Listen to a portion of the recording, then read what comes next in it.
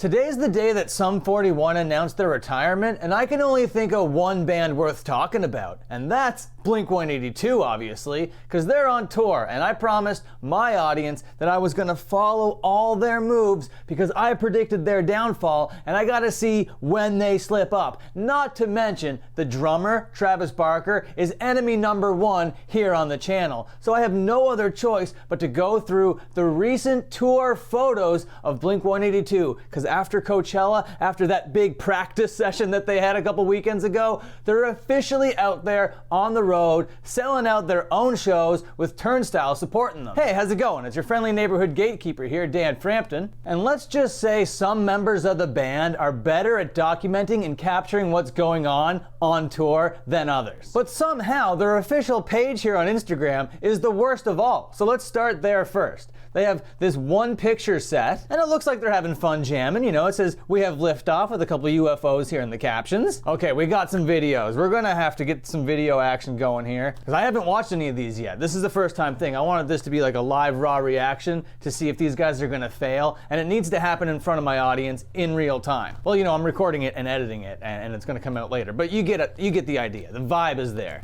We're in Minnesota, first day of the tour. We're gonna put on a show tonight.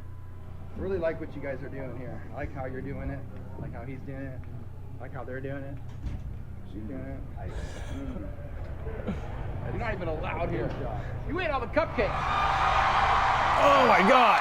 Oh, that's loud. Well, it is cool that, you know, they're back together. They seem like they're out there having fun. It is their first day on tour. They're in Minnesota. Look at them going. The lights are going, the stadium's full, they got the VHS effect going in full effect. We get the idea of this video. Let's move on to the next image in this slide. Whoa, it's a fisheye lens of the audience, and it looks massive. So yeah, Blink-182 might have had their heyday, I don't know, like 20 years ago. But yeah, they're back and they're totally cashing in on all that nostalgia. And by the looks of it, it looks like there's some new young faces catching on to the Blink-182 stuff, which I didn't think was gonna be possible. Old Blink-182 is still cool for some reason. And I will say that the song selection that they did for the Coachella set were a lot of their hits, a lot of their jams, and even like a lot of the back catalog stuff that they played were the cooler songs. Like Dumpweed. You gotta love Dumpweed. And you got Tom DeLong over here looking melodramatic as hell. The behind the shoulder of Travis Barker. As much as I don't like this guy, this is a wonderful shot. And I was listening to Dumpweed the other day. Like, I fell in love with this band for a reason, and it still holds up to this day, and his drumming on that track is unreal. I absolutely love it. There's a lot of criticism that he like overplays. He does a lot of things that he shouldn't do, but everything that he does on that record, Enema of the State, just like serves the song so well and emphasizes every little bit about it. And his drumming actually like strengthens the overall product, because, you know, the singing's not the best, even though it is very endearing. The musicianship isn't out of this world by any means. And then you got Travis Barker back there just going, just like holds it all together in like the coolest way possible. So yes, as much as he is a junior wearing son of a bitch these days, a Kardashian like no other Kardashian, I gotta say that his drumming really held that stuff together. And out there live, he seems to, he's still got it, you know, yeah. He's out there with an injury and his hand's all busted or whatever. And yeah, they're killing it.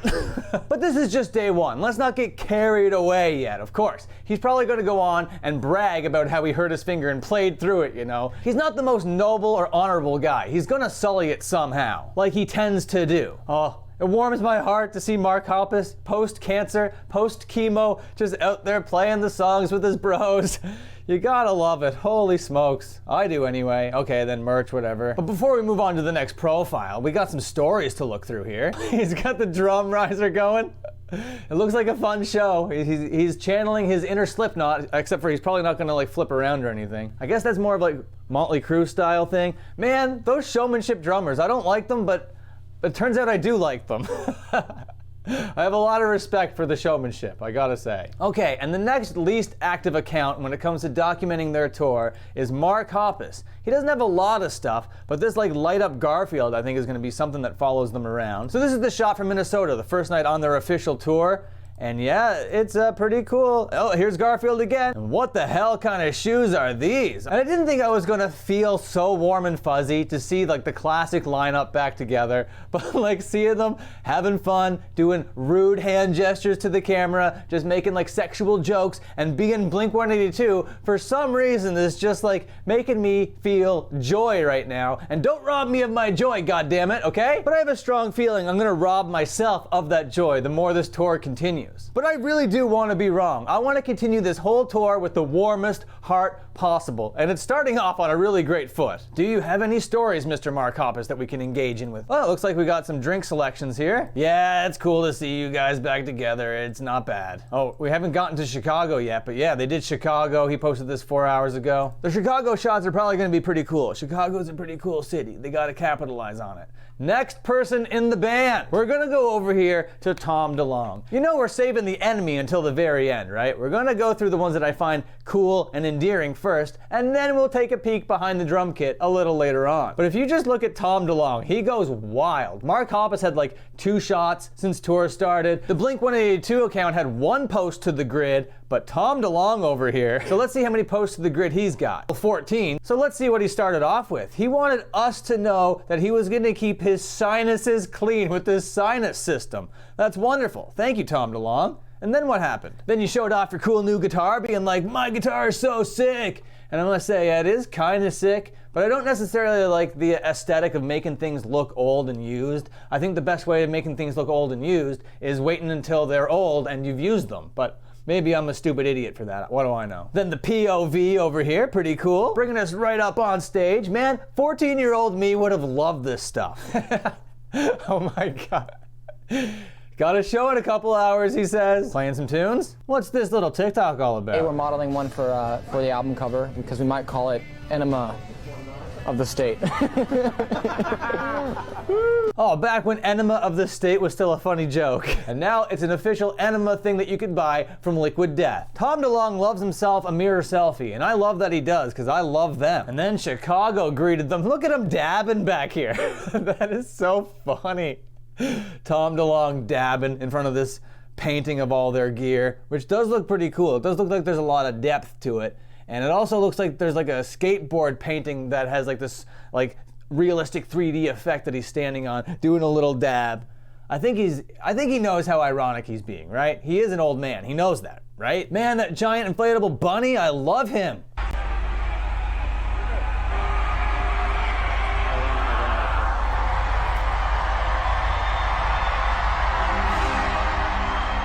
Oh man, bringing us into the circle before they hit the stage. Chicago, night 1. Let's go! One thing that I like that Tom DeLong does is he like tells you how dirty and filthy you are and how he wants to stay away from you and how he has all these like antibacterial things to keep himself protected from your stinky ass. And he also likes to tell you that this jacket is his and not yours. And what I like about all of that is that's heel work, okay? He's like totally telling you that he's better than you and that you're so stinky, but he's Tom DeLong, so it doesn't come across like a dickhead. It just comes across like he's making Tom DeLong jokes, and people are just so happy to see him back that they're just like, you're right, I am a stinky, unwashed moron. Tom DeLong, you can have all my money, sir, it's fine. Okay, before we move on to the ultimate enemy here, let's check in with the supporting act Turnstile. How much have they posted about it? This is a huge tour for them. Oh, wait, they haven't really. They're too cool to post. Cool guys, Turnstile, cool new band on the block, not posting their Blink-182 tour photos. I love it. They don't want to be seen as less cool than Blink-182. They want to be seen as ultimately the coolest band in the world. Without any further ado, it's time to check in on Travis. Oh, Travis. Okay, he's got a couple sets. We're gonna go through them. I don't want to be so mean to him anymore, okay? Because he is kind of warming my heart right now. But that's not going to close me off to future opportunities of this guy pissing me off, which might happen during this set of photos. Okay, he's got his bobblehead on his practice set. So far, not impressed. But in that MGK video that I just made, I was like, he's not wearing a crop top, he's just wearing a shirt that's too small for him. This, my friends, is a legitimate crop top. But what I hate about this is he's just like walking the halls of an arena, filming himself like a super influencer, okay? He's never looked more like a Kardashian before in his life, with his bra, crop top on, set of drums, and iced coffee in his hand while being filmed by somebody else.